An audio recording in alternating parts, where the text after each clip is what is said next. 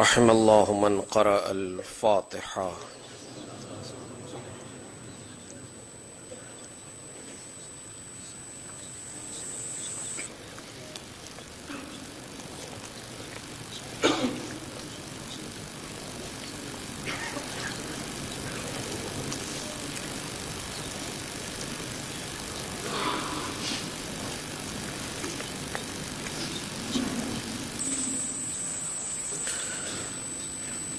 أعوذ بالله السميع العليم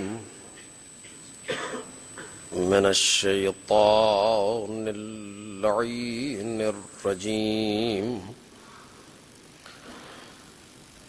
بسم الله الرحمن الرحيم.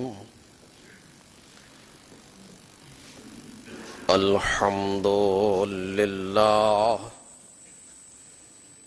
الذي إليه مصائر الخلق وعواقب الأمر.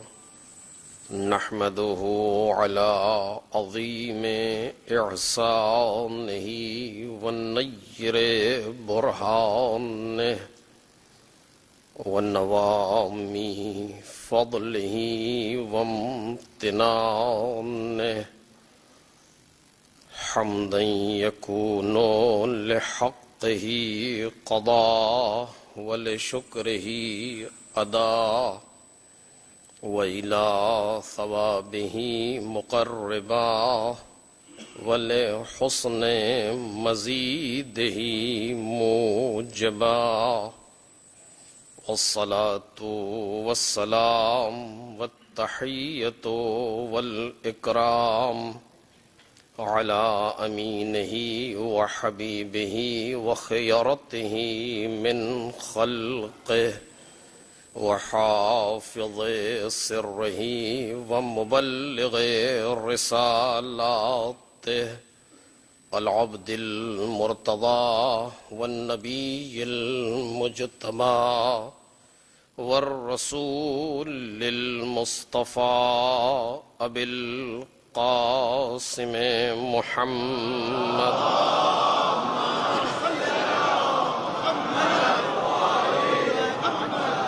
وآله الأطيبين الأطهرين الأكرمين المعصومين المظلومين، الذين أذهب الله عنهم الرجس وطهرهم تطهيرا.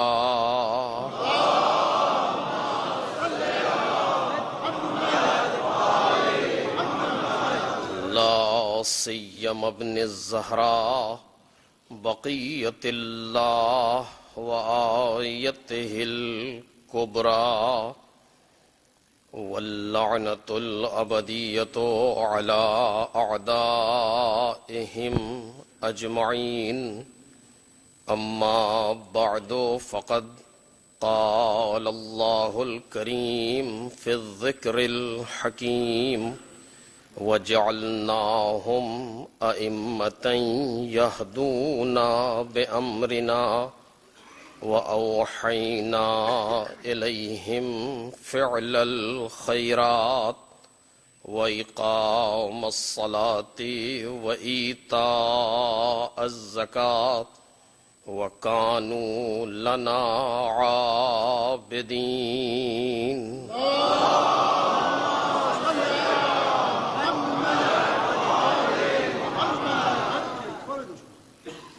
بزرگان محترم اور برادران عزیز، سورہ مبارکہ انبیاء کی اس آیہ کریمہ کے وسیلے سے ہماری گفتگو جاری ہے، جس میں جناب باری تعالیٰ کا یہ ارشاد ہے کہ ہم نے انہیں امام بنایا جو ہمارے امر سے ہدایت کرتے تھے،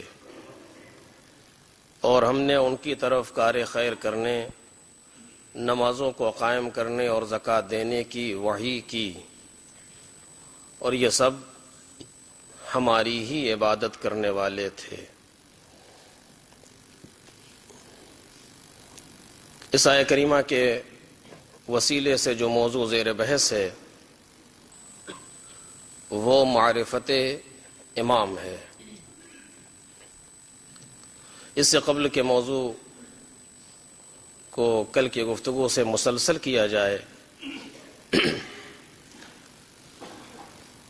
کچھ افراد ہیں جو مریض ہیں، کچھ اسیر ہیں، کچھ مشکلات میں ہیں، اور ان تمام افراد نے آپ سب سے التماس دعا کہا ہے، لہذا ان سب کی مشکلات کے رفع ہونے کے لیے ایک مرتبہ محمد اور آل محمد پر صلوات پڑھیں۔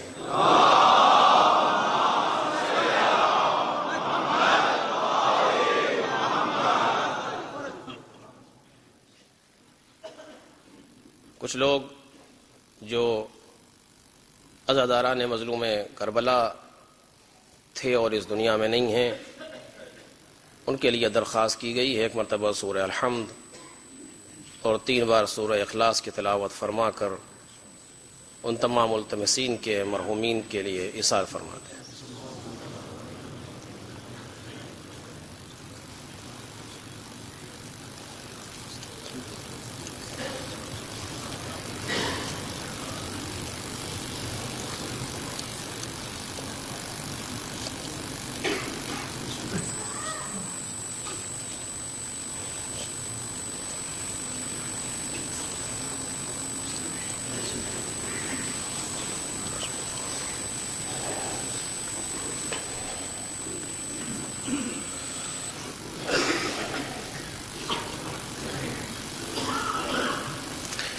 ہماری زندگی کا مقصد اور ہماری خلقت کا محصل پروردگار عالم کی معرفت ہے اور اپنے مالک کو پہچاننا ہے کہ جس کے لیے اس نے ہمیں پیدا کیا ہے، اس کو پہچاننا ہے جو ہمارے کسی حواس اور کسی سینس میں نہیں آتا، اسے پہچاننا ہے جو ہماری فکروں سے بالاتر ہے، اسے پہچاننا ہے جو اپنے تمام صفات کے اعتبار سے لامحدود ہے۔ اور ظاہر سی بات ہے کہ محدود لامحدود کا احاطہ کبھی نہیں کر سکتا، لہذا ہم کتنا ہی اسے پہچانیں اور کتنا ہی معرفت حاصل کریں، لیکن حق کے معرفت کبھی ادا نہیں ہو سکتا، کیونکہ ہم لاکھ کوشش کر لیں لیکن اس کے باوجود ہم محدود ہیں اور وہ لامحدود ہے۔ ذات پروردگار کی معرفت ناممکن ہے، لہذا انسان کے لیے ضروری ہے کہ صفات پروردگار کی معرفت حاصل کرے، اور چونکہ اس کے صفات اس کی ذات سے الگ نہیں ہیں، لہذا صفات کو بھی کما حقہ ہم درک نہیں کر سکتے۔ ہماری مجبوریوں کو مد نظر رکھتے ہوئے، ہماری خامیوں کو جانتے ہوئے، پروردگار عالم نے اپنے صفات کے محسوس مظاہر ہمارے سامنے رکھے تاکہ ہم اس کی تمام صفتوں کو ان مظاہر کے ذریعے سے پہچانیں جن کا ایک رخ ہم سے ملتا ہے اور دوسرا رخ پروردگار سے متصل ہے۔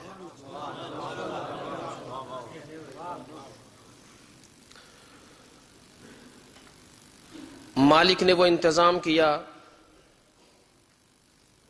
اور قدرت نے اس طریقے کا وسیلہ فراہم کیا کہ انسان جب ان پر نظر ڈالے تو ان کو اپنے جیسا دیکھ کر کے مانوس ہو جائے۔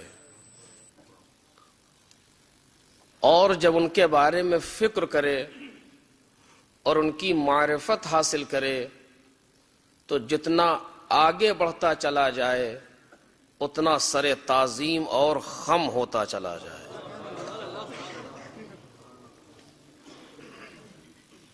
اس لیے کہ یہ افراد وہ ہیں کہ جو دکھنے میں تو ہمارے ہی جیسے ہیں، جس طریقے سے آج ایک عام انسان ہے اسی طریقے سے ایک عام انسانوں کے طریقے سے پیغمبر بھی تھے، اسی طرح کا بدن، اسی طرح کے ہاتھ پیر، اسی طرح کا چہرہ، سب کچھ اسی طریقے سے تھا۔ لیکن جس نے پیغمبر کو صرف اس ظاہر کے ذریعے سے پہچانا اور اپنے اندر صلاحیت نہیں رکھتا تھا وہ اس ظاہر سے آگے نہیں بڑھ سکا، لیکن جس کے اندر خود صلاحیت موجود تھی اور جو واقعاً پیغمبر کے باطن سے واقف تھا، وہ جتنا آگے بڑھتا چلا گیا اتنا پیغمبر کے سامنے اور مؤدب ہوتا چلا گیا۔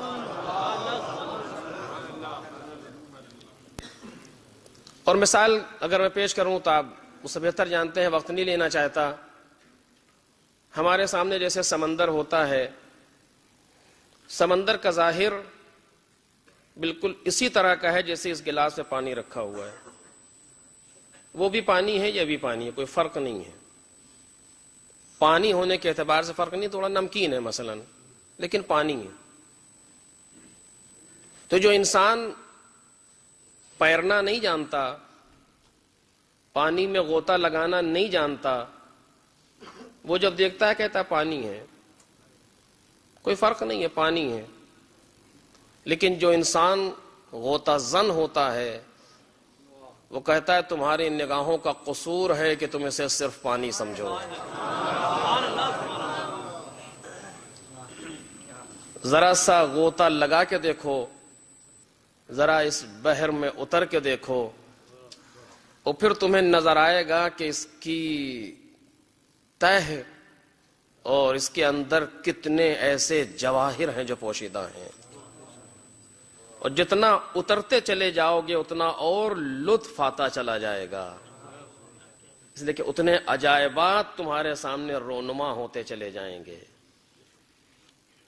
بالکل یہی کیفیت پیغمبر اکرم حضرت محمد مصطفیٰ صلی اللہ علیہ وآلہ وسلم کی ہے۔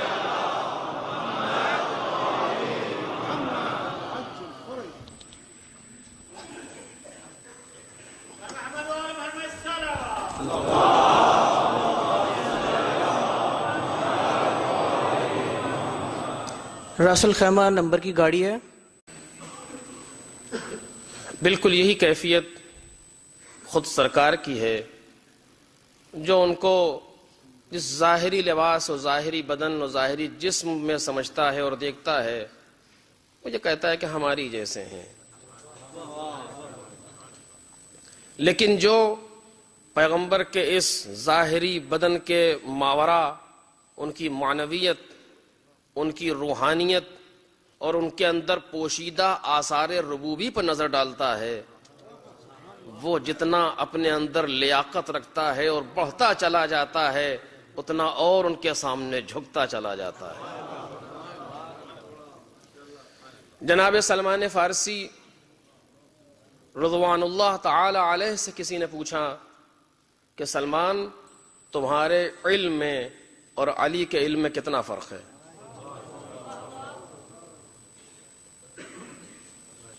اگر کوئی کسی اور انسان سے پوچھا ہوتا مدینے کے تو کہتا دونوں عالم ہیں، وہ کچھ زیادہ جانتے ہیں ہم سے، تھوڑا کچھ فرق ہے ہمارے اندر۔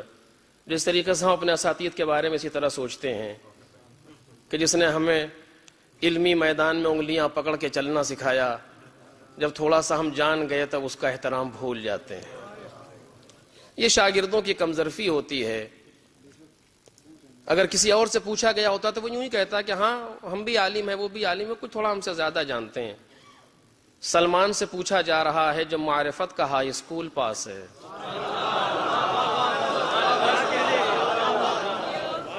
جو معرفت کے میدان میں 10 درجے پر پہنچ چکا ہے، جب اس سے پوچھا گیا تو اس نے عجیب سا جواب دیا، اور جواب بھی معرفت بھرا تھا۔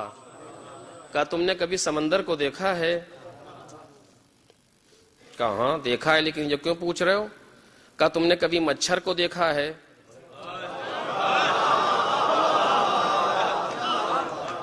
کہا ہاں وہ بھی دیکھا ہے۔ کہا اگر یہ مچھر سمندر پہ بیٹھے تو کتنا پانی لے کے اٹھے گا؟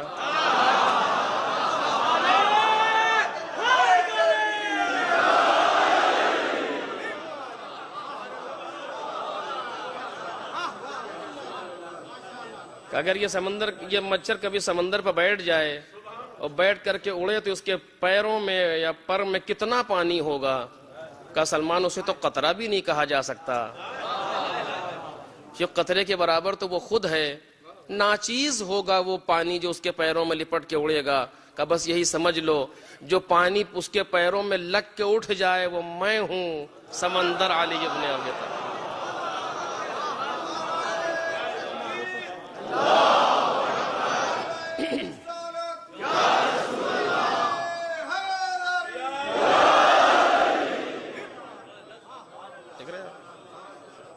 یہ معرفت کی منزل ہے، جو انسان ظاہر بین ہوتا ہے، جس کی نظر ظاہر کے حجاب سے آگے نہیں بڑھ سکتی، وہ اتنا ہی محسوس کرتا ہے ہمارے جیسے ہیں۔ ہمارے جیسے ہیں کیوں ہمارے جیسے ہیں؟ اس لیے ہماری طرح کھاتے پیتے اٹھتے بیٹھتے چلتے پھرتے ہیں، لہذا ہمارے جیسے ہیں۔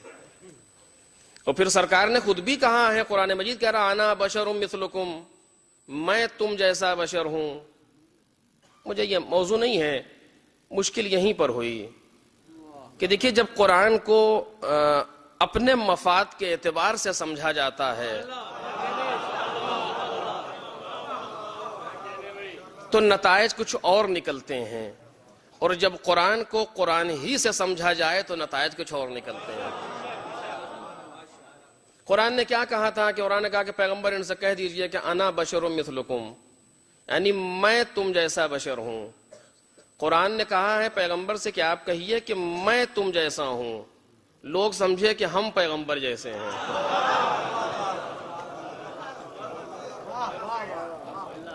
انا بشر مثلکم یوحی الی، میں تم جیسا بشر ہوں، مجھ پر وحی آتی ہے۔ تم جیسا بشر ہوں، بشریت میں ہم تم جیسے ہیں، لیکن نزول وحی میں تم مجھ جیسے نہیں ہو۔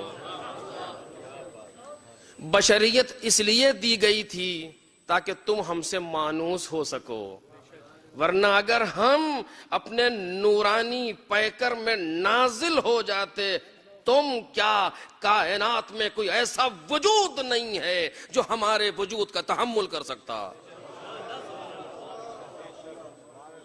ہمیں پروردگار عالم نے اس بشری پیکر میں رکھا تاکہ تم مانوس ہو سکو، مصافحہ کر سکو، گفتگو کر سکو، ہمارے پہلو میں بیٹھ سکو، لیکن تم نے ان چیزوں سے سوء استفادہ شروع کر دیا، اور تم کو اگر ہم نے اپنے پہلو میں بٹھا لیا تو تم سمجھے کہ تم ہم جیسے ہو گئے۔ بڑا فرق ہے ہمارے اندر اور تمہارے اندر۔ ہمیں بشری جامہ پہنایا گیا تاکہ تم ہم سے استفادہ کر سکو، ورنہ اگر ہم نورانی پیکر میں نازل ہو جاتے تو تمہاری تو حیثیت کتنی ہے، موسیٰ تحمل نہیں کر پائے۔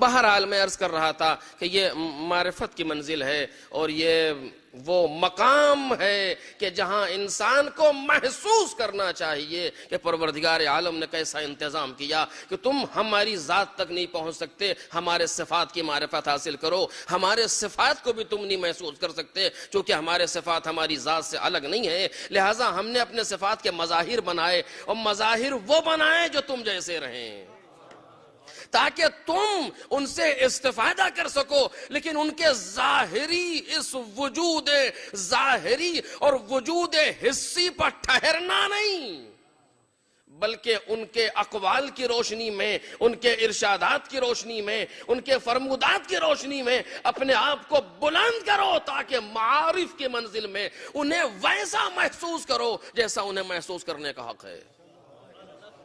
اور یہ ہے اور میں نے عرض کیا آپ کے سامنے کہ یہ مظہر صفات الہی ہیں. کل جگہ گفتگو کو چھوڑا تھا میں نے, آج میں ادھر شروع کر رہا ہوں. یہ مظہر صفات پروردگار ہیں, یعنی کیا؟ صفت الہی کا ظہور ہوگا ان کی ذات سے. کل ہم نے آپ کے سامنے 3 صفت بیان کی تھی کہ جو 3 صفتیں ہیں علم و قدرت و حیات, یہ 3 صفت ذات پروردگار ہیں جن کی جدائی تصور نہیں ہے ذات باری تعالی سے. اور باقی جو صفات افعال ہیں وہ پلٹ کے اسی صفت کی طرف آتے ہیں. قبل از مخلوقات, ہمارے خلق ہونے کے پہلے وہ ہمارا خالق نہیں ہے, کیونکہ ہم نہیں ہیں. آپ کہیں گے نا ہم نے اس چیز کو بنایا, چیز کہاں ہے؟ جب تک اس چیز کو نہیں بنایا آپ نے کیسے بنایا؟ کیسے کہتے ہیں ہم بنانے والے ہیں؟ ہم بنانے والے ہیں اس چیز کے, ہے ہی نہیں چیز. ساری کو کہتے ہیں سالبہ بے انتفاع موضوع. لیکن اس کے معنی یہ نہیں ہے کہ صفت خالقیت اس کے اندر آئے گی, نہیں, وہ قادرون علی خلقی, وہ ہمارے خلق پر قدرت رکھتا ہے, روز اول سے رکھتا ہے. یہ ہماری مجبوری ہے کہ ہم اتنے برس کے بعد خلق ہوں, توجہ کیجئے. لیکن وہ از اول ہماری خلقت پر اور ہمارے خلق ہونے پر قدرت رکھتا ہے. ہم جو بول رہے ہیں جب تک نہیں بولا ہم نے, خدا نے سنا کیسے؟ بھئی اب اس کے بعد جو میں جملہ بولوں گا خدا اسے کیسے سن رہا ہے جب میں نے ابھی بولا ہی نہیں؟ دیکھ رہے ہیں نا, وہ سمیع ہے. کہاں سمیع ہے؟ سننے والا ہے. تو جب بولیں گے تب تو سننے والا ہے. کہ ٹھیک ہے وہ تمہارے بولنے کے بعد سننے والا ہے, لیکن یہ نہ سمجھ لینا کہ تمہارے بولنے کے بعد وہ سمیع ہوگا. نہیں, کیوں؟ بلکہ وہ عالم بمسموعات ہے. توجہ چاہتا ہوں, جملہ ذرا سا سخت ہے لیکن توجہ چاہتا ہوں. وہ عالم بمسموعات ہے. کیا مطلب؟ کہ تم چاہے جب بولو وہ جانتا ہے تم کیا بولو گے. اسے روز اول سے پتا ہے کہ تم کیا کہنے والے ہو. یہ اور بات ہے کہ تمہارے کہنے کے بعد وہ اس کو سنے گا ظاہری اعتبار سے, لیکن باطنی اعتبار سے اسے معلوم ہے تمہارے ماں باپ کی خلقت سے پہلے کہ تم جب خلق ہوگے تو کیا کہو گے. صفت میں کوئی اضافہ نہیں ہو رہا پروردگار عالم کی. یہ سارے صفات افعال پلٹ کے جائیں گے ان صفات ذات کی طرف, اور صفت ذات خالق کی ذات سے جدا نہیں ہو سکتی.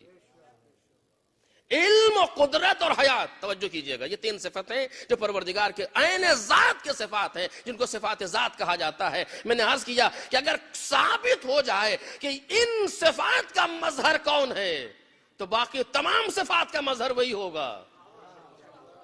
کیوں؟ چونکہ تمام صفات پلٹ کے انہی صفت کی طرف آ رہے ہیں. کو مظہر علم پروردگار کون ہو سکتا ہے؟ اس طرح تو ہر انسان جانتا ہے.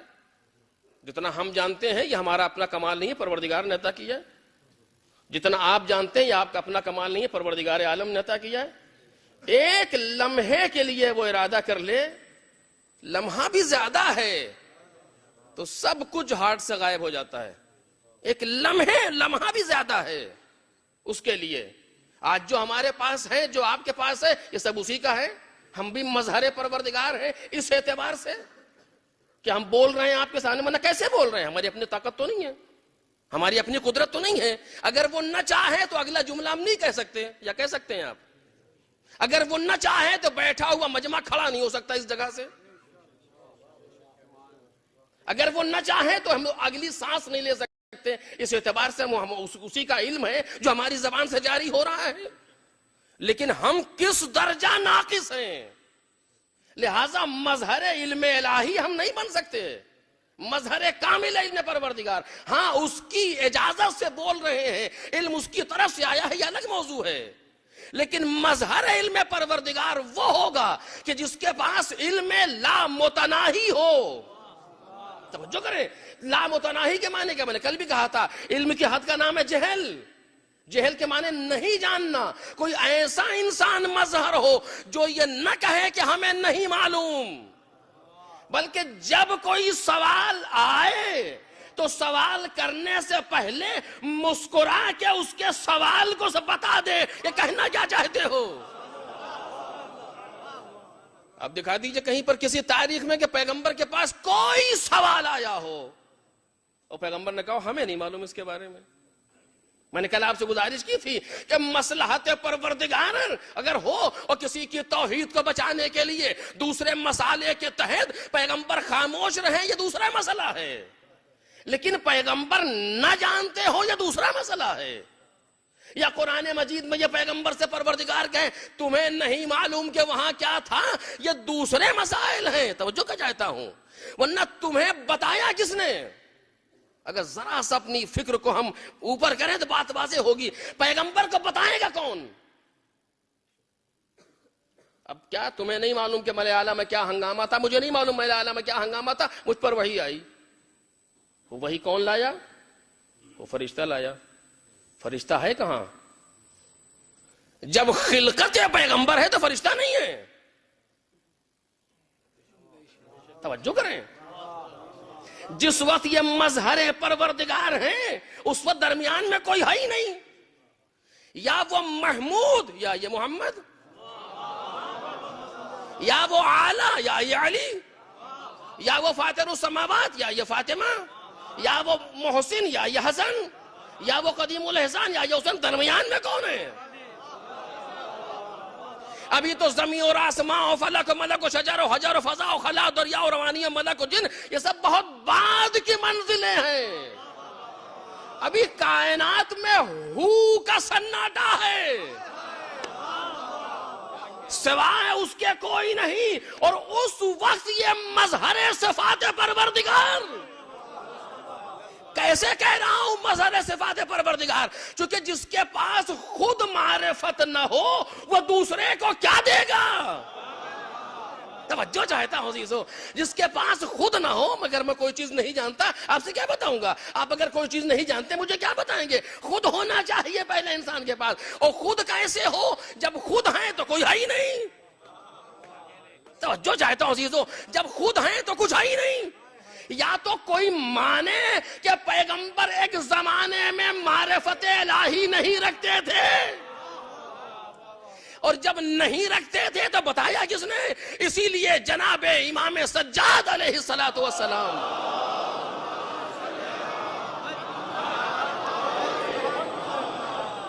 اور جناب امام حسین علیہ السلام نے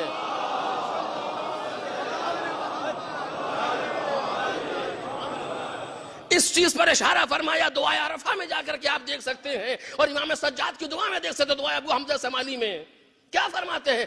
الہی بکا عرفتک، میں نے تجھ کو تجھی سے پہچانا ہے. اگر آج ہم خدا کو پہچانیں گے تو ان وسائل کے ذریعے سے جو سامنے موجود ہیں. ماں کو دیکھو تاکہ محبت خدا کا احساس ہو، زمین و آسمان کو دیکھو اس کی عظمت کا احساس ہو، اور ساری چیزیں الی آخر. لیکن وہ کیا کہتے ہیں؟ بکا عرفتک، میں نے تجھ کو تجھ سے پہچانا ہے. ایک یہ امام سجاد ہیں. امام حسین سید الشہداء کیا فرماتے ہیں؟ الہی ترددی فی الآثار یوجب بعد المزار. پروردگار آثار میں تردد اور آثار میں گھومنا اور آثار کو دیکھنا مجھے دور کرتا ہے تیری زیارت سے. ہم اگر اثر کو دیکھیں تو مؤثر تک جاتے ہیں. پھول کو دیکھو پہچانو اس میں لطافت دینے والا کوئی ہے. یہ ہماری منزل ہے. امام حسین کہتا ہے اگر میں یہ دیکھوں تو مجھے قرب نہیں ملتا، بعد ملتا ہے. ہم اگر ان چیزوں کو دیکھیں تو ہمیں قرب پروردگار نصیب ہوتا ہے، لیکن وہ اگر دیکھیں تو قرب نہیں ملتا انہیں. ترددی دعائے عرفہ ہے، ترددی فی الآثار یوجب بعد المزار. پروردگار آثار میں تیرے گھومنا یہ بعد کا باعث ہے، قرب کا نہیں. کیوں؟ اس لیے کہ بحث فرق صرف اتنا ہے کہ ہم بعد میں ہیں، اثر پہلے ہے. ہم نے جب آنکھ کھولی تو در و دیوار و ماں و باب و پہاڑ و زمین اور آسمان ان چیزوں کو دیکھا، لیکن امام نے جب آنکھ کھولی تو کچھ تھا ہی نہیں. توجہ کریں، کچھ تھا ہی نہیں. ان کے بعد سب خلقت میں آئی ساری چیزیں. وہ اول مخلوق ہے. جب اول مخلوق ہے تو خدا کو پہچانے تو کس چیز کے ذریعے سے؟ چیز ہی نہیں. اب جو خدا کو پہچان رہا ہے تو بلا فصل خدا کو پہچان رہا ہے. اور جس نے خدا کو خدا سے پہچانا ہو وہ اثر سے کیا خدا کو پہچانے گا؟ ایک صلوات پڑھ دے محمد اور آل محمد.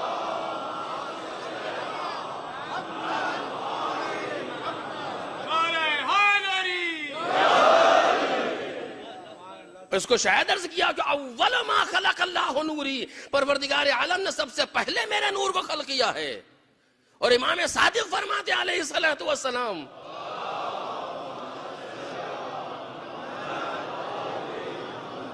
کہ اول ما خلق اللہ ارواحنا. بس ان دو باتوں کو سن لیں. اس کے پہلے میں نے اول ما خلق اللہ العقل، اول ما خلق اللہ القلم اسے بیان کر چکا ہوں، لیکن اس جہت سے سنیں تاکہ دلیل آ جائے میرے پاس. اول ما خلق اللہ نوری، کون کہہ رہے ہیں؟ پیغمبر. اول ما خلق اللہ ارواحنا، کون کہہ رہے ہیں؟ چھٹے امام.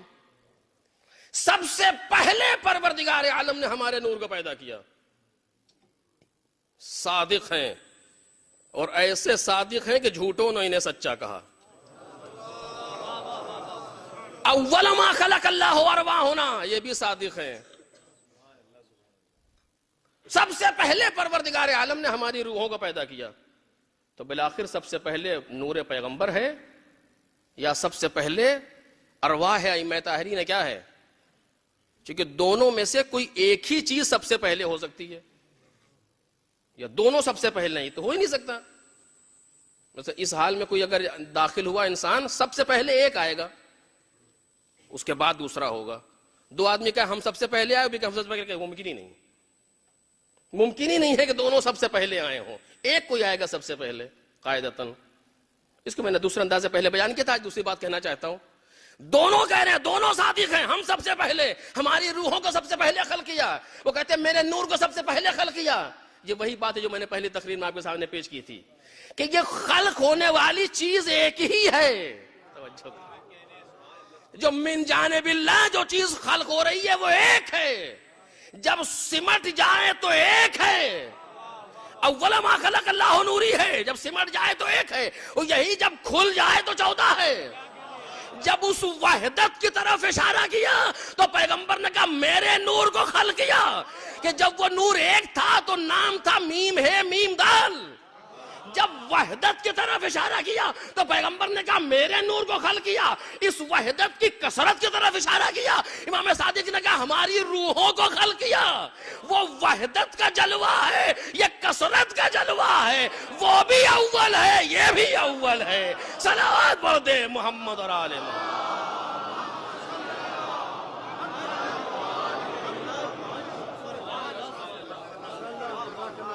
بحث یہی ہے کہ ہم اس بات کو محسوس کریں. تو سارے صفات پروردگار پیغمبر کے یہاں ہے، اور تمام صفات الہی کا مکمل مظہر ذات پیغمبر.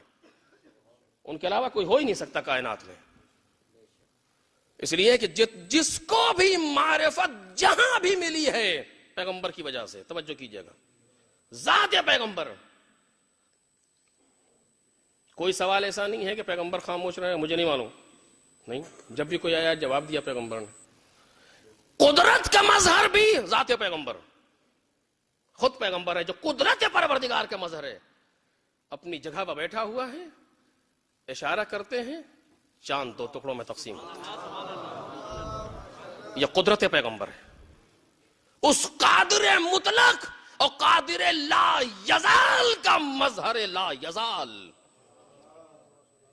بہت سی باتیں عزیزوں، کچھ باتیں عمومی طور سے کہی نہیں جا سکتی. اس قادر مطلق لا یزال کا مظہر اتم لا یزال ذات پیغمبر. اپنے مقام سے اشارہ کرتے ہیں، چاند 2 ٹکڑوں میں تقسیم ہوتا ہے. یہ قدرت ہے پیغمبر کی. دیکھو ہم مظہر قدرت پروردگار ہیں، مظہر قدرت پروردگار ہیں. اور یہ کوئی خاص بات نہیں ہے. آج ہمارے سامنے ایسی چیزیں موجود ہیں. آج اب دیکھیے دنیا یہاں تک پہنچ گئی کہ ایسے موبائل کو ایسے لیجئے، اس پر اس طرح اشارہ کیجئے تھوڑا دور سے تو تصویر یا جو چیز میں ہے چلنے لگتی ہے. جو ہم نے اس کو دیکھا تو بڑی خوشی ہوئی کہ 1400 برس کے بعد کچھ سمجھ میں آ گیا.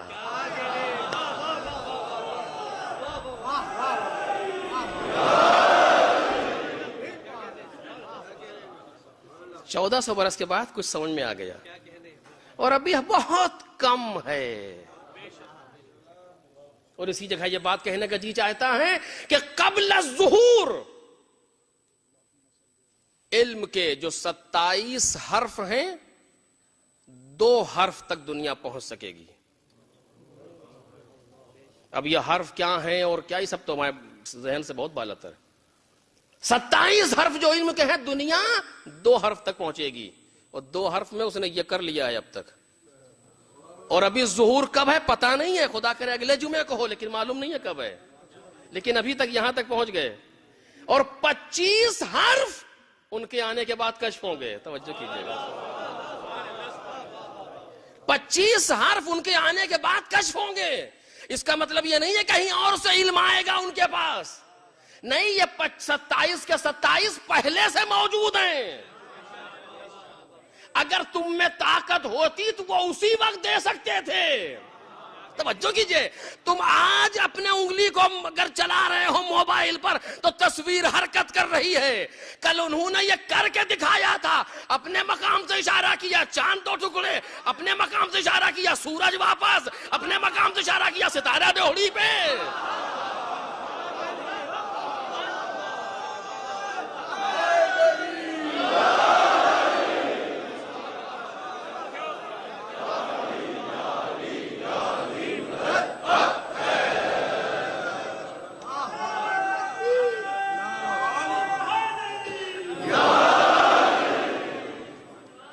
ایسا نہیں کہ الگ سے کوئی علم آئے گا، نہیں، ہے ان کے پاس، لیکن اس وقت تمہارے اندر لینے کی صلاحیت نہیں تھی، وہ نہیں دے سکے. اب سوچئے مکن کیسے کیا کیا انسان کہے. توجہ کیجئے، ایسا انسان جو آواز دے کہ ینحدر عنی السیل، علوم کے دریا ہم سے پھوٹتے ہیں. لا یرقا الی الطیر، کسی کا طائر فکر ہم تک پرواز نہیں کر سکتا. زمین کے راستوں سے زیادہ آسمان کے راستوں سے واقف ہوں. اور اس سے آ کر کے مجمع سوال کرتا، یا علی ہمارے سر میں بال کتنے ہیں؟ جہاں ہم لوگوں کے علم کا معیار یہ ہو، وہاں علی ابن ابی طالب جیسا عالم کہے تو کیا کہے.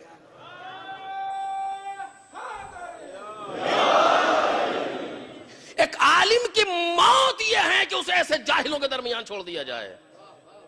اس سوال کو سن کر کے ہارٹ اٹیک نہ ہو تو تعجب ہے.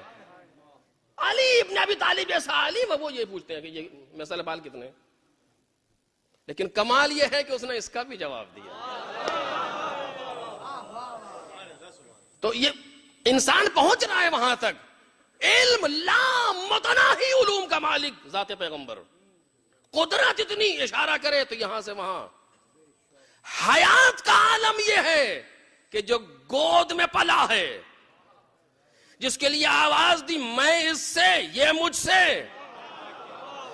حیات کا عالم یہ ہے کہ سر کٹ چکا، نیزے پر ہے، بول رہا ہے، ظالم تعجب کر رہا ہے، مرا کون؟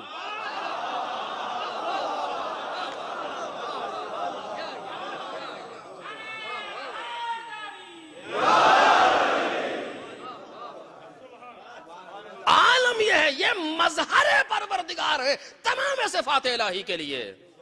پیغمبر مظہر صفات پروردگار. خوب، اب یہاں سے بات رکے گی اور اسی سب میں تجھے آگے بڑھنا ہے، چونکہ یہاں سے اس موضوع تک پہنچ گیا ہوں جہاں جو مجھے بیان کرنا ہے آپ کے سامنے.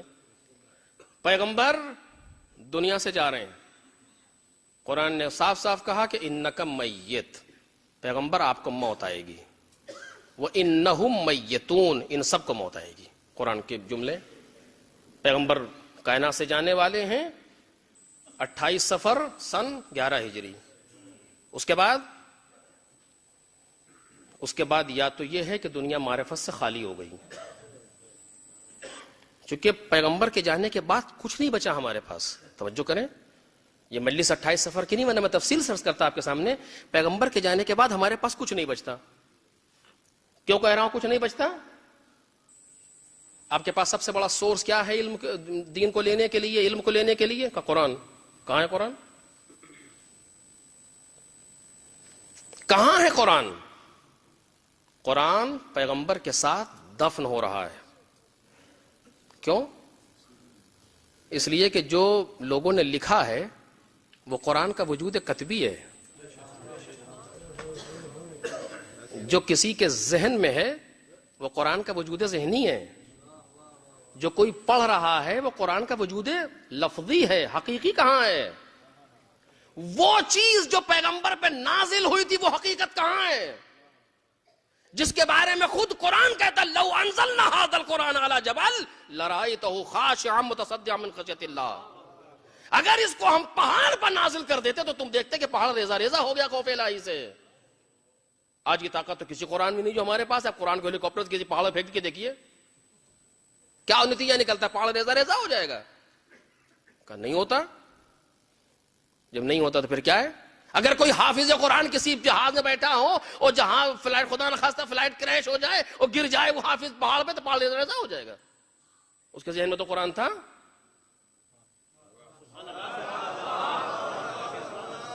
قرآن غلط تو نہیں کہہ رہا میں، نکات پر گفتگو نہیں کر رہا ہوں، علمی مسئلہ بیان کر رہا ہوں آپ کے سامنے. لو انزلنا ھذا القرآن علی جبل، اگر ہم اس قرآن کو پہاڑ پر نازل کر دیتے تم دیکھتے. نازل کے معنی کیا؟ اوپر سے نیچے آنا. اگر پہاڑ پر نازل کر دیتے تو تم دیکھتے کہ قرآن خوف خدا سے ریزہ ریزہ ہو گیا. پہاڑ خوف خدا سے ریزہ ریزہ ہو گیا. یہ قرآن کا اثر ہے. لیکن آج تو نہیں ہو رہا. کیوں نہیں ہو رہا؟ میں نے نہیں معلوم. اس سے پہلے کہا کہ نہیں، آپ دیکھیے پانی رکھا ہے یہ. جب مجھے پیاس لگتی میں اس میں سے ایک گھونٹ پی لیتا ہوں. خوب جب مجھے پیاس لگے اور آپ کی طرف دیکھوں تو آپ مجھے کاغذ پہ لکھ کر کے دکھا دیجئے پانی، میری پیاس بجھ جائے گی. بجھ جائے گی. اچھا آپ کہہ دیجئے جب میں نے دیکھا آپ نے کہ یہ پانی، اس سے پیاس بجھ جائے گی؟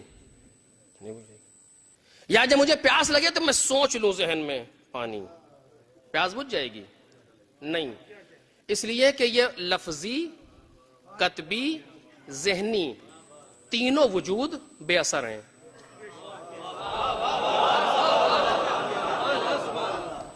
وہ چیز جو پیاس بجھائے گا وہ یہ ہے جو خارج میں ہے. جو وجود حقیقی ہے پیاس بجھائے گا. اور اگر یہ وجود حقیقی نہ ہو تو تینوں وجود بیکار ہیں، برباد ہیں، ہلاک ہیں، کچھ بھی کہیے. یہ ہے کہ نہیں ہے؟ وہ چیز جو پیغمبر پر نازل ہوئی تھی کہاں ہے؟ سوال ہے میرا. یہ جو لکھا ہوا ہے، جو رکھا ہے تمام، یہ تو وجود کتبی ہے قرآن کا. جو لکھ دیا آپ نے، پانی لکھ دیجیے، پانی پانی لکھ دیجیے، موجود ہے. یہی ہے. یہ تو ابھی چھپا ہے، یہ 4 سال پہلے. وہ کہاں ہے جو پیغمبر پہ نازل ہوا؟ صاحب اثر وہ ہے.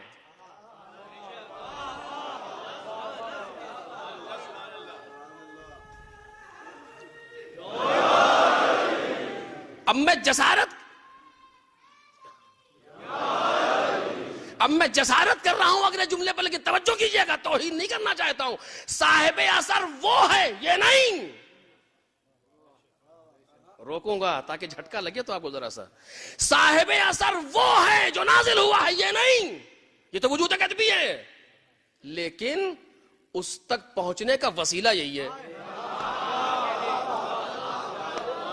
جب تک اس کا سہارا نہیں لیں گے وہاں تک پہنچیں گے نہیں. دلیل معلوم ہے کیا؟ دلیل آپ دیکھیے. مجھے پیاس لگی ہو، جب تک کہوں گا نہیں پانی، آپ دیں گے نہیں. وجود لفظی استعمال کرو تاکہ وجود حقیقی تک پہنچو.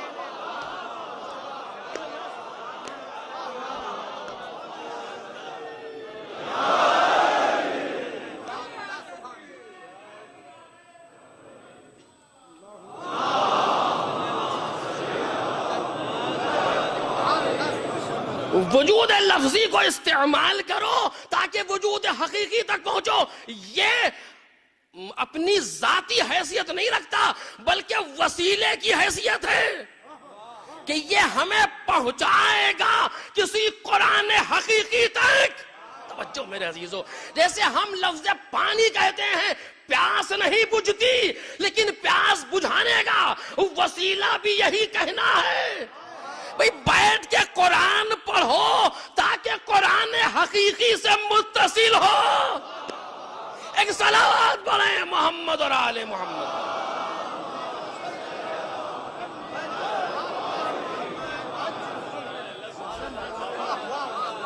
جب تک قرآن کی لفظاً انسان تلاوت نہیں کرے گا حقیقی سے متصل نہیں ہوگا۔ جب تک میں پانی نہیں کہوں گا آپ دیں گے نہیں، ذہن میں پانی رکھوں گا لیکن پھر بھی جستجو میں جاؤں گا اس پانی تک۔ جب پیاس لگتی ہے تو میرے ذہن میں پانی کا لفظ موجود ہے لیکن پھر بھی گلاس اٹھا کر کے پیتا ہوں، یعنی اس ذہنی وجود سے متصل ہوتا ہوں اس حقیقی وجود تک۔ پیغمبر سن 11 ہجری میں چلے گئے، میں قرآن کے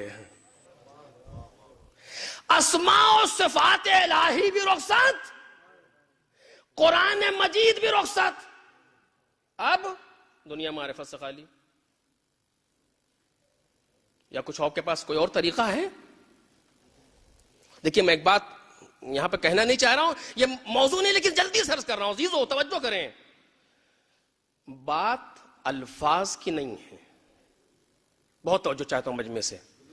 بات الفاظ کی نہیں ہے، بات الفاظ کے پیچھے چھپی ہوئی حقیقتوں کی ہے۔ معرفت، لفظ معرفت میں کتنی دیر لگتی کہنے میں، لیکن اس معرفت کی منزل نہیں ہے، اس معرفت کے پشت پر جو حقیقت چھپی ہے وہاں تک پہنچنا ہے۔ امام، کتنی دیر لگی امام کہنے میں؟ نہیں، اس کے پشت پر جو حقیقت ہے امام کی وہاں تک پہنچنا ہے۔ جیسے میں نے کہا نا پانی مسئلہ نہیں ہے، اس تک پہنچنا ہے جو حقیقت ہے۔ اب میں آپ کے سامنے اس گفتگو کو آگے بڑھاؤں گا کل پرسوں میں۔ دین کے پشت پر ایک حقیقت ہے، اور اس جملے پر توجہ کیجئے، تمام اعمال انسانی، نماز سے لے کر کے حج و جہاد تک، ان سارے اعمال کی حیثیت جسم کی سی ہے۔ حدیث عرض کر رہا ہوں، حب آل محمد، ولائے آل محمد، ان اعمال میں روح کی حیثیت رکھتے ہیں۔ یہ میں نے کہا کہ موضوع نہیں، میں اور تفصیل سے عرض کرتا۔ ولائے پیغمبر، جو پیغمبر کے پروردگار عالم کی طرف سے ولایت حاصل ہے، وہ اس نماز میں روح کی حیثیت رکھتی ہے۔ میں انشاءاللہ اگر پہنچ پایا تو اقامت الصلاۃ پر عرض کروں گا، جو اس آیت کا حصہ ہے، کہ اس نماز کو پڑھو تاکہ اس نماز سے متصل ہو جو حقیقت نماز ہے۔ توجہ چاہتا ہوں عزیزو، اس سے متصل ہو جو حقیقت نماز ہے۔ حقیقت نماز کہاں ہے؟ پیغمبر کے پاس۔ حقیقت نماز کہاں ہے؟ پیغمبر کے پاس۔ حقیقت قرآن کہاں ہے؟ پیغمبر کے پاس۔ اس سے کون متصل ہوگا؟ ہمارا جسم کا جسم تو نماز کے وجود کو محسوس ہی نہیں کر سکتا، روح متصل ہوگی، روح متصل ہوگی، روح ہے پیغمبر سے۔ یعنی نماز، توجہ کیجئے، نماز ایک ظاہری رابطہ ہے کہ نمک کھڑے ہوئے اللہ اکبر سے شروع ہوئی اور السلام علیکم ورحمت اللہ پہ ختم، یہ ایک ظاہر ہے۔ اس کے پشت پر ایک باطن ہے۔ باطن کیا ہے؟ کہ ہماری روح اس ظاہر کے ذریعے سے اس روح حقیقی، اس نماز حقیقی سے متصل ہو جائے۔ یعنی تصرف باطن ہے جو ہوگا، اور جب تصرف باطن ہونا ہے تو الفاظ نہیں چاہیے، کوئی زندہ حقیقت چاہیے۔ کائنات میں کوئی وجود چاہیے جو ہمارے نفوس پر تصرف کرے۔ جو پیغمبر کہہ کر کے جا رہے ہیں، چھوڑ کے جا رہے ہیں، یہ ظاہر ہیں اور الفاظ ہیں، ان کے پشت پر کوئی حقیقت چاہیے جو ہمارے نفسوں سے رابطہ کرے۔ وہ رابطہ کون کر سکتا ہے؟ کہ وہ رابطہ یا تو پیغمبر کریں گے چونکہ ولایت حاصل ہے، اور یا کوئی ایسا ہو جو پیغمبر جیسا ہو۔ توجہ کریں، یہ کوئی نقطے کی گفتگو نہیں ہے یا کچھ نہیں، میں علمی بات آپ کے سامنے کہہ رہا ہوں۔ کوئی ایسا ہو جو پیغمبر جیسا ہو، پیغمبر جیسا ہو کس اعتبار سے؟ صورت و شکل میں؟ کہا نہیں، پیغمبر جیسا ہو استعداد میں، صلاحیت میں، اہلیت میں، کمالات میں، فضائل میں، صفات میں، تمام چیزیں جو پیغمبر رکھتے ہیں وہ رکھتا ہو۔ اگر پیغمبر سے کم ہوا تو کاروان معرفت نیچے آئے گا۔ پیغمبر سے زیادہ کی تو گنجائش نہیں ہے، پیغمبر سے آگے تو نہیں بڑھ سکتا، کم از کم پیغمبر جیسا ہو تاکہ کاروان معرفتی کو اسی جگہ پر ٹھہرا سکے۔ وہ کون ہے جو پیغمبر جیسا ہو؟ مجھے نہیں معلوم کون ہے، لیکن ہاں اتنا ضرور ہے، پہلی وحی آئی مولا کائنات نے پیغمبر کے پاس آ کر کے آواز دی، یا رسول اللہ ہم نے ایک چیخ سنی ہے۔ پیغمبر نے سند دی، یا علی انکا ترا ما ارا و تسمعو ما اسمع، اے علی تم وہ دیکھتے ہو جو میں دیکھتا ہوں، تم وہ سنتے ہو جو میں سنتا ہوں۔ صلوات پڑھ دے محمد اور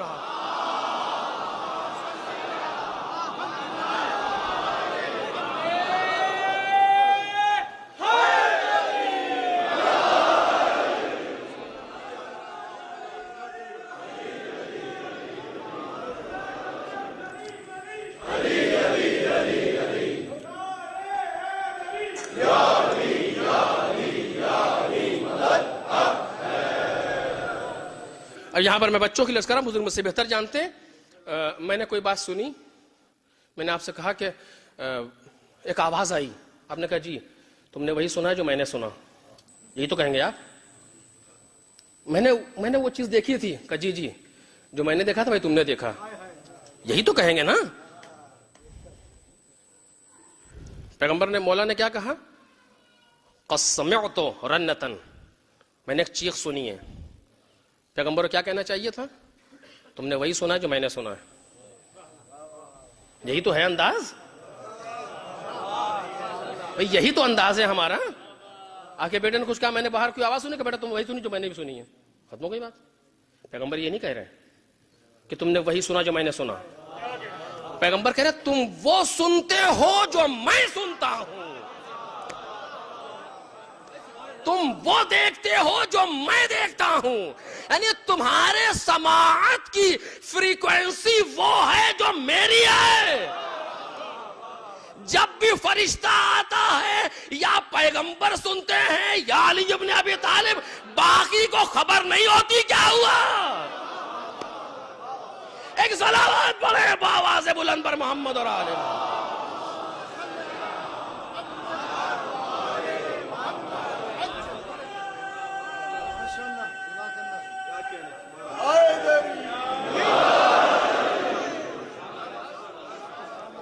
یہاں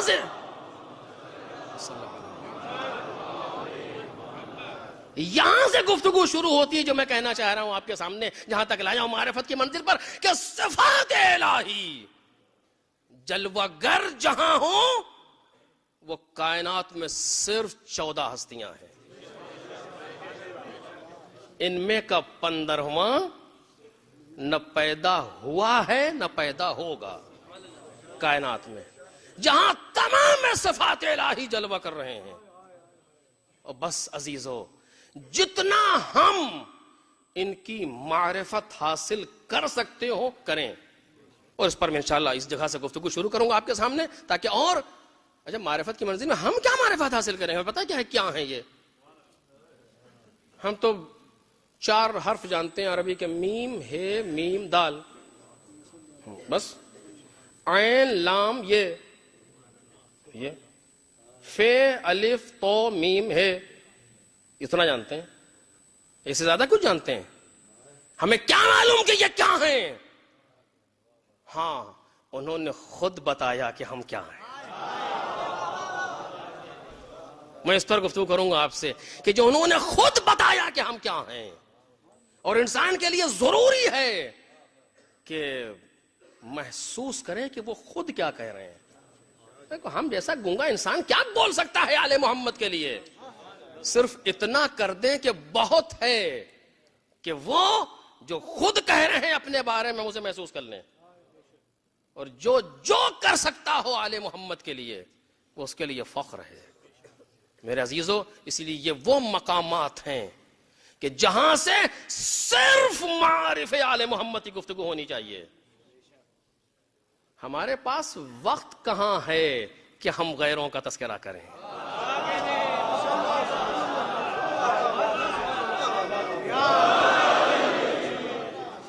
ہم تو نیگیٹو میں جا کر کے بھی کسی کا نام لینا نہیں چاہتے. اتنی دیر میں کیوں وقت برباد ہو, پازیٹیو گفتگو کرو, مولا کا نام لو.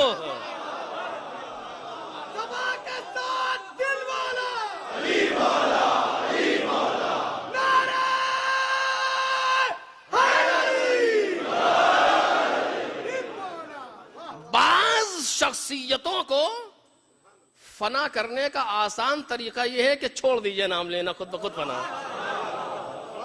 نیگیٹو اعتبار سے بھی چھوڑ دیجئے نام لینا, خود بخود مٹ جائے گی شخصیت سامنے سے. بعض باقی رہ گئے اسی صدقے میں کہ ہم نے نیگیٹو بولا.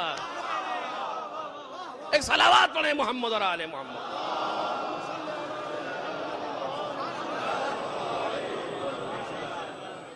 یہ لطف محمد اور آل محمد ہے کہ ہم جتنا ان کے لیے کر سکیں, بول کے کریں, دے کے کریں, مال کے ذریعے سے, طاقت کے ذریعے سے, وقت کے ذریعے سے, جان کے ذریعے سے, جتنا بھی آل محمد تک ہو سکتا ہے. آپ کے سامنے کچھ والنٹیئرز ہیں کہ جو اس ادارے اور اس ذکر کے مکمل بسم اللہ خدمت اور بقا کے لیے, بلکہ میں یہ سمجھتا ہوں کہ یہ ہماری مدد نہیں ہے, ہم مدد نہیں کر رہے, بلکہ حقیقت میں یہ ہے کہ وہ ہمیں موقع دے رہے ہیں کہ تم اپنی مدد کرو. ورنہ ہم تھوڑی باقی رکھے ہیں. وہ جس کا جب ان کو وہ کرنے پر آتے ہیں تو سب آتا ہے کرنا.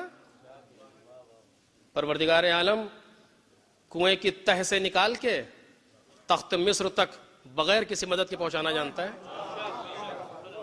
یہ ہمارے لیے موقع ہے کہ ہمارا کچھ آل محمد کے لیے صرف ہو جائے.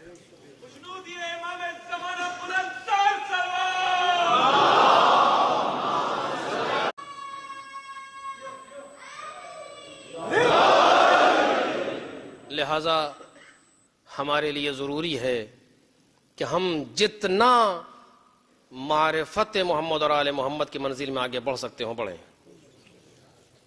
اور میں عرض کروں گا آپ کے سامنے جتنا مجھ سے ہو سکے گا کہ جو انہوں نے خود کہا ہے کہ ہم کیا ہیں, اور یہ معرفت پروردگار ذات کی ممکن نہیں, صفات کے ذریعے سے, صفات کی ممکن نہیں مظہر کے ذریعے سے. مظہر کون؟ محمد اور آل محمد.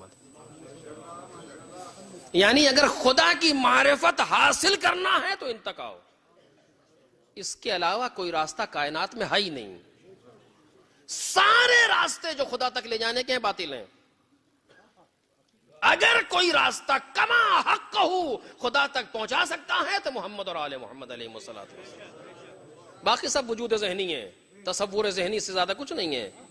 وہ تصور ذہنی تک پہنچاتے ہیں بنام خدا, لیکن جو حقیقت میں خدا کو پہچانوا سکتی ہے جو ذات, وہ صرف اور صرف محمد اور آل محمد ہے. کیوں؟ اس لیے کہ یہ مظہر صفات پروردگار ہیں, اور تمام صفات الہی بدرجہ اتم ان کے پاس موجود ہیں. اور اب اس میں نے عرض کیا کہ یہ نہایت خطرناک مقام ہے, اور میں آپ سے عرض کر رہا ہوں کہ پل صراط وہاں جو ہے وہ تو ہے ہی, بلکہ پل صراط یہاں ہے.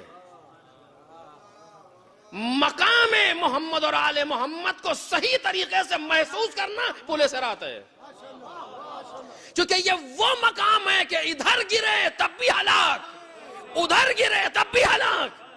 اگر غلو کی منزل پر گئے تب بھی ہلاک, تقصیر کی منزل پر گئے تب بھی ہلاک. اسی لیے مولا کائنات نے کہا کہ ہلاک فی رجلان, ہمارے سلسلے میں دو طرح کے لوگ ہلاک ہوئے, محب غالب مبغض قال. وہ دوست جس نے غلو کیا, وہ دشمن جسے ہم نے کم کیا, دونوں ہلاک ہوئے. بلکہ صحیح مقام محمد اور آل محمد کو محسوس کر لینا, پل صراط سے گزرنا یہی ہے. اور جتنا صحیح طریقے سے یہاں محسوس کر لے گا اتنا تیز پلے سرات سے وہاں گزرے گا. کیونکہ قیامت کچھ نہیں ہے، اسی چیز کا ظہور ہے. جو یہاں ہم کر رہے ہیں اسی کا ظہور قیامت ہے. لیکن یہ موضوع نہیں ہے کہ آپ کے سامنے عرض کروں کہ جو جس طریقے سے معرفت کی منزل میں آگے جا رہا ہے، محسوس کریں کہ یہ افراد کون ہیں. قدرت، علم و قدرت و حیات، تین چیزیں جو صفات ہیں میں عرض کر چکا آپ کے سامنے. آپ دیکھیے مولا کائنات کی قدرت کے لیے کہیں انسان کیا کہتا ہے کہ اتنے بہادر تھے علی ابن ابی طالب کہ باب خیبر اکاڑ دیا. یہ معرفت کی منزل ہے. دیکھ رہے ہیں آپ مولا کائنات کی بہادری کی مثال باب خیبر. بالکل ایسے جیسے کہیں اتنا بہادر وہ انسان تاغا توڑ دیتا ہے. کہیں گے دماغ صحیح ہے آپ کا؟ اس کے بہادری کی مثال تاغا توڑ دیتا ہے. یہ آپ تعریف کر رہے ہیں. ہم نے دیکھا ہے تاغا توڑتے ہوئے، ہم نہیں توڑ پایا، اسے توڑ دیا. دیکھ رہے ہیں آپ مولا کائنات، اس کی بہادری باب خیبر. جبکہ حقیقت یہ ہے کہ باب خیبر مسئلہ نہیں تھا. اس کو بھی ہم نے ٹھیک سے نہیں دیکھا شاید. صفیہ مرحب کی بہن تخت پر بیٹھی تھی اور جس وقت دروازہ اکھڑا ہے تخت سے منہ کے بل زمین پہ گری. یعنی پورا قلعہ ہل گیا خیبر کا.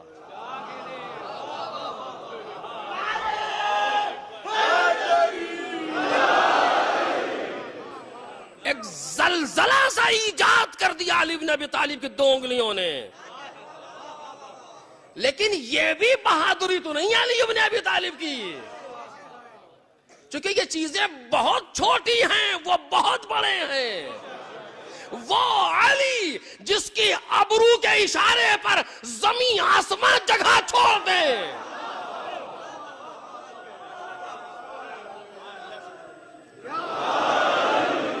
اس کی بہادری کی مثال،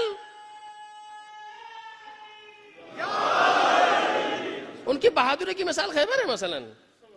ہاں لیکن ہم اسے نقل کرتے ہیں. ہم نقل کریں گے تاکہ جن کے پاس کچھ نہیں ہے کم از کم اتنا ہی لے لیں. ایک صلوات پڑھے محمد اور آل محمد.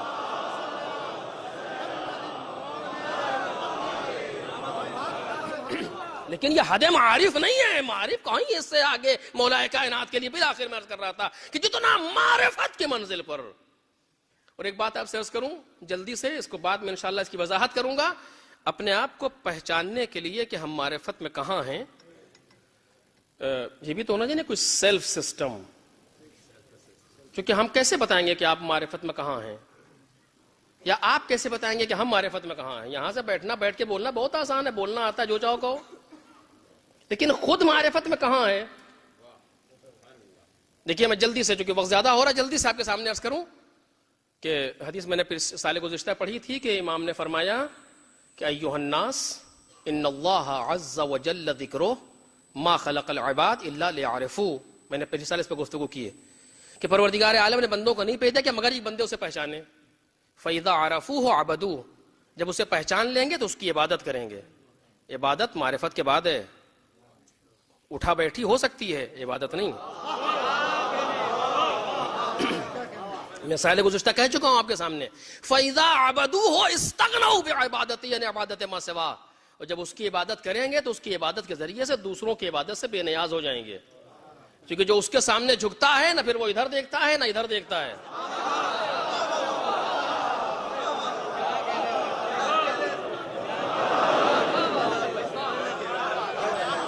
جو سر اس کے سامنے جھک گیا پھر وہ ادھر ادھر نہیں دیکھتا، نہ ایسٹ نہ ویسٹ، وہ صرف دیکھتا ہے مالک کی طرف. اتنا قوی ہے کہ اس کی عبادت جب کریں گے دوسروں کی عبادت سے بے نیاز ہوں گے. نہ یہ بڑی طاقت ہے نہ وہ بڑی طاقت ہے، سب سے بڑی طاقت خدا ہے.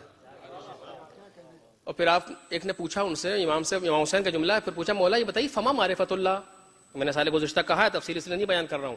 ما فما معرفت اللہ، معرفت خدا کیا ہے؟ امام نے کیا کہا؟ اسی جگہ کل گفتگو شروع ہوگی انشاءاللہ. معرفت اہل کل زمان امامہم. معرفت اللہ کیا ہے؟ خدا کی معرفت کیا ہے؟ امام نے کہا ہر زمانے کے لوگوں کا اپنے امام کو پہچاننا. خوب، جب کہہ رہے ہیں تو خود کیا ہیں؟ امام زمانہ یعنی مجھے پہچانو. اگر خدا کو پہچاننا چاہتے ہو تو مجھے پہچانو. یہ نہیں کہہ رہے ہیں کہ میرے ذریعے سے خدا تک پہنچو. یہ نہیں ہے کہ پہلے میری معرفت حاصل کرو تاکہ معرفت خدا نصیب ہو. نہیں. فما معرفت اللہ کا معرفت اہل کل زمانے امامہم. ہر زمانے کے لوگوں کا اپنے امام کی معرفت رکھنا. آپ خود امام زمانہ ہیں. یعنی دوسرے لفظوں میں فما معرفت اللہ کا معرفتی آپ خدا ہیں کا نہیں. کا پھر خدا کو پہچانو گے تو مجھے پہچانو. خدا نہیں ہوں لیکن میرے علاوہ صفت خدا بھی کہیں نہیں ہے.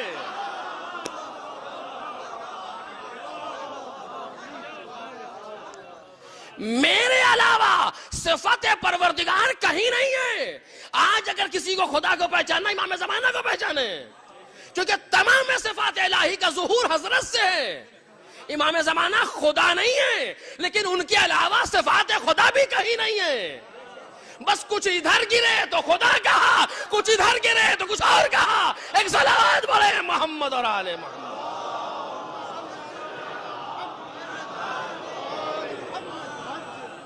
اور اس کے بعد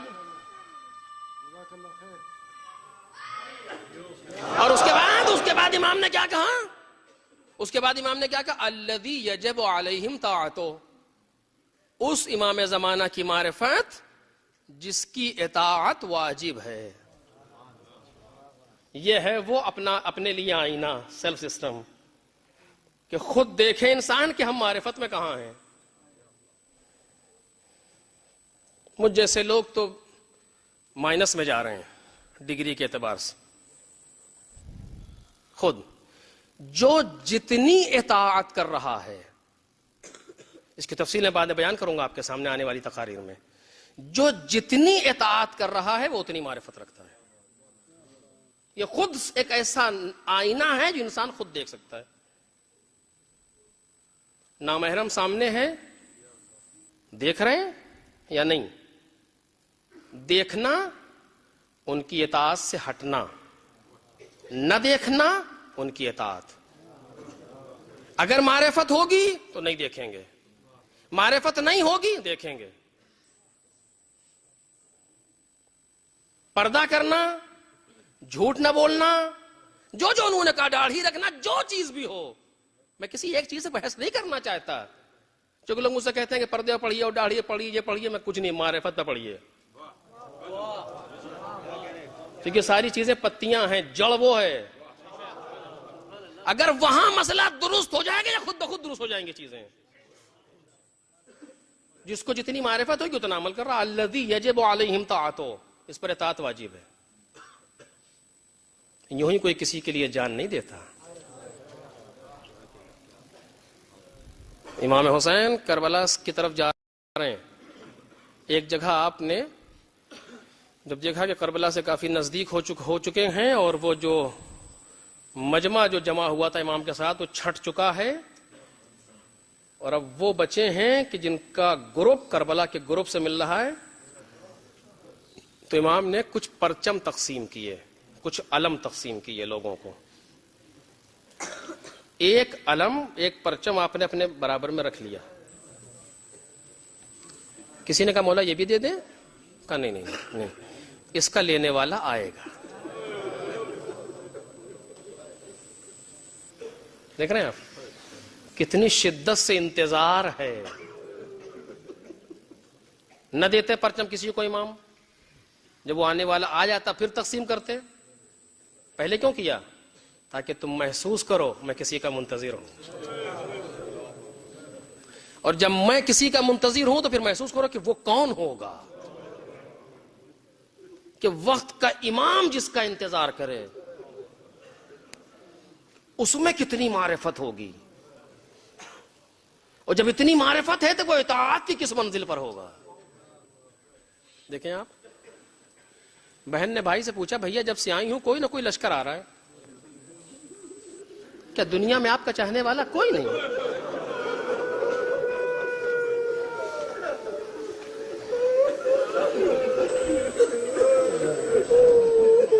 کہ زینب ہمارے مددگار بھی آئیں گے. ہم نے خط لکھا ہے. بعض روایت کے اعتبار سے کربلا وارد ہونے سے پہلے حبیب پہنچے ہیں، اور بعض روایت کے اعتبار سے، تاریخ کے اعتبار سے کربلا پہنچنے کے بعد حبیب آئے ہیں، اور بعض نے کہا 5ویں محرم کو جناب حبیب کربلا پہنچے ہیں. خط لکھا امام حسین علیہ السلام نے: من حسین ابن علی الى رجل الفقیح حبیب ابن مظاہر،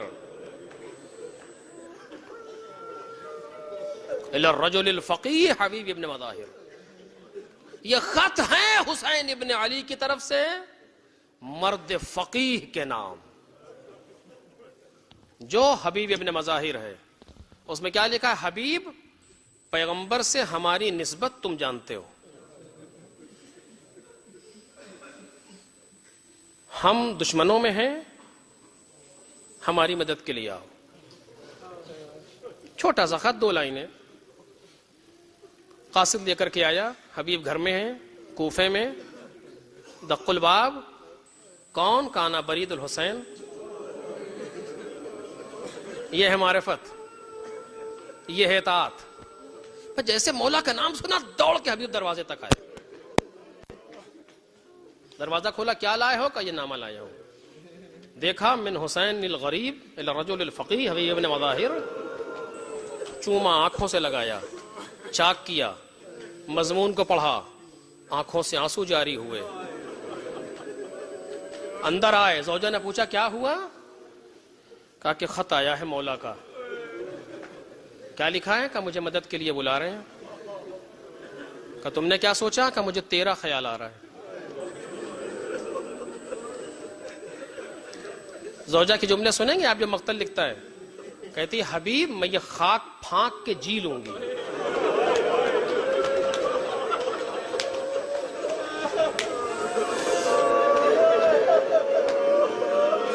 تم مولا کی مدد کے لیے جاؤ. حبیب نے کہا یہ کیا ممکن ہے کہ میرا مولا بلائے میں جاؤں نا؟ تیرا امتحان لے رہا تھا.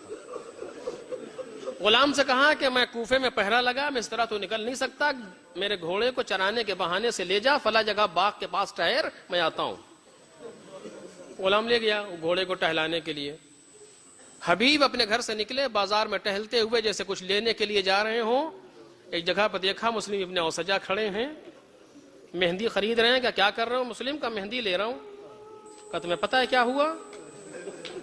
کہا کیا ہوا؟ خط دکھایا کہ یہ خط آیا ہے. مہندی کو دکان پر رکھ دیا اور کہا یہ داڑھی خون سے خضاب ہوگی. جناب حبیب نے ذمہ داری شروع کر دی، جتنا جمع کر سکتے ہو کرو. اور یہیں سے ہمیں درس ملتا ہے کہ مجلس میں اکیلے نہ آئیں، لے کر کے آئیں.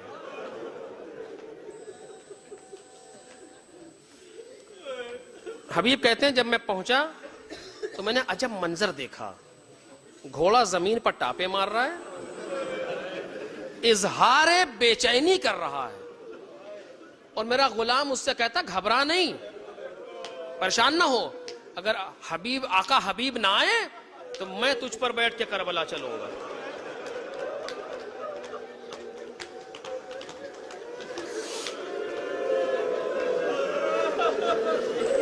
حبیب کا دل پھٹ گیا. ہائے کون سا وقت آ گیا کہ غلام بھی جان دینے کے لیے تیار ہیں. غلام کو واپس کرنا چاہ کر، نہیں آقا آج واپس نہیں کرو، آج ہم بھی ساتھ چلیں گے. مجلس تمام ہو رہی ہے عزیزوں. حبیب کربلا کی طرف چلے. کبھی حبیب گھوڑے پر ہیں، غلام دوڑتا ہوا، کبھی غلام گھوڑے پر ہے، حبیب پیچھے دوڑتے ہوئے.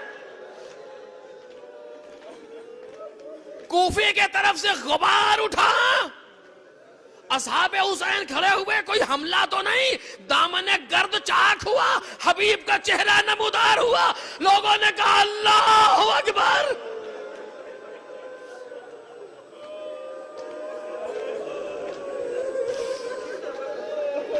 آخر کے امام حسین کو مبارکباد دی. لوگوں نے مولا مبارک ہو، بچپن کا ساتھی حبیب آیا ہے.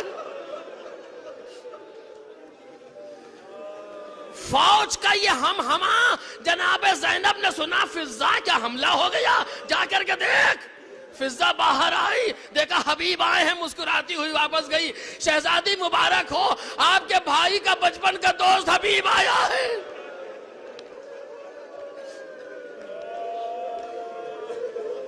کربلا میں آنے والے بہت ہیں، تقریباً 11 لوگوں کو حبیب نے بھیجا ہے کربلا، اور لوگ بھی آئے ہیں لشکر یزید سے بھی ٹوٹے حرجے سے۔ پوری کربلا میں جناب زینب کا دوسرا سلام نہیں ہے، کسی آنے والے کو شہزادی نے سلام نہیں کہلایا سوائے حبیب ابن مظاہر کے۔ اللہ رے مقام معرفت حبیب، امام حسین نے خط لکھ کے بلایا، امام سجاد نے حبیب کو گنجے شہیداں سے الگ دفن کیا۔ آج جو لوگ کربلا گئے ہیں وہ جانتے ہیں حبیب کی قبر الگ ہے، سارے کے سارے ایک ہی جگہ دفن ہیں۔ جناب علی اکبر امام حسین کی زری کے اندر پائے تھی، جناب علی اصغر سینے پر، باقی سارے شہداء گنج شہیدہ میں، ابو الفضل العباس الگ، اور حبیب کو الگ دفن کیا امام سجاد نے۔ کہاں دفن کیا؟ مذبح الحسین اور مدفن الحسین کے درمیان، جہاں ذبح ہوئے ہیں اور جہاں دفن ہوئے حسین، دونوں کے درمیان میں حبیب دفن ہے۔ اگر کوئی زری بجانا چاہے تو پہلے حبیب سے ملے۔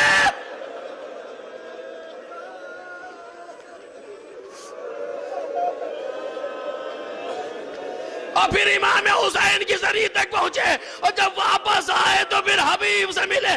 اللہ رے مقام معرفت حبیب، یہ جناب سجاد نے جزا دی، اور جناب زینب نے کیا کہا؟ اے فضا، جا کے حبیب کو میرا سلام۔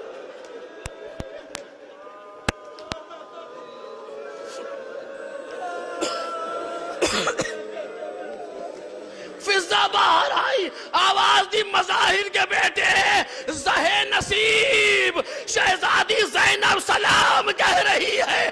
بس یہ سننا تھا، حبیب نے منہ پر تماچے مارے، ہائے شہزادیاں سیدانی مجھے سلام کہے۔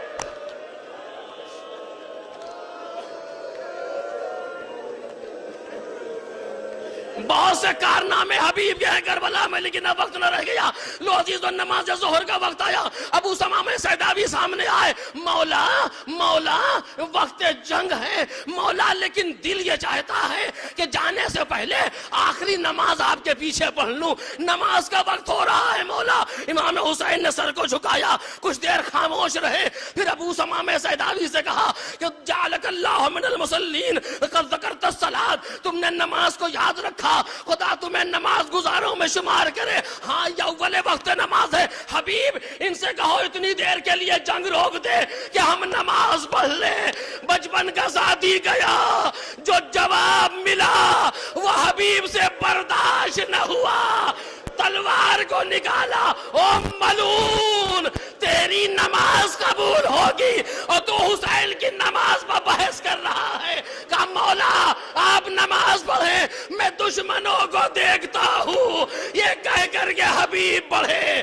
میدان جنگ میں نماز کا طریقہ یہی ہے، کچھ نماز پڑھیں، کچھ جنگ کریں، پھر بدل جائے موقع۔ جو نماز پڑھ رہے تھے وہ جنگ کریں، جو جنگ کر رہے تھے وہ نماز پڑھیں۔ اکیلے حبیب نے حملہ کیا، امام نماز کے لیے کھڑے ہوئے، نماز تمام ہوئی، بچپن کے ساتھی نے پکارا مولا خدا حافظ۔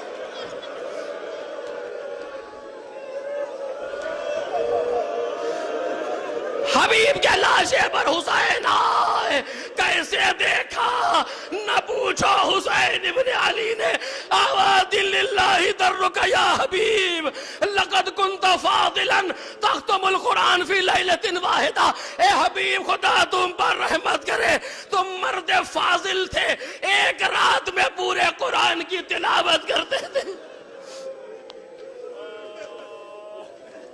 مقتل کہتا ہے جب حبیب گھوڑے سے گرے فبان الانکسار فی وجہ الحسین، حسین کے چہرے پر آثار شکستگی آ گئے، ایسا لگ رہا تھا جیسے حسین ٹوٹ گئے۔ مولا وہ ہیں جتنا وقت عصر قریب آ رہا تھا اتنا چہرہ کھلتا جا رہا تھا، لیکن حبیب کچھ ایسی شخصیت تھے کہ جیسے ہی گھوڑے سے گرے فبان الانکسار فی وجہ الحسین۔ اس فقرے کو مقتل نے 2 مرتبہ لکھا۔ پہلی مرتبہ جب حبیب گھوڑے سے گرے، دوسری مرتبہ جب نہر کے کنارے سے آواز آئی،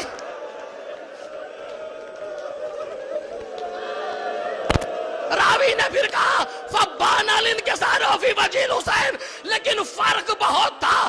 جب حبیب گرے تھے چہرے پر اثر تھا لیکن مولا نے اعلان نہیں کیا، لیکن جب نہر کے کنارے سے آواز آئی چہرے پر اثر بھی ہے، زبان پر جملہ بھی ہے، الا للکسر ظہری، ارے اب کمر ٹوٹ گئی، راہ چارہ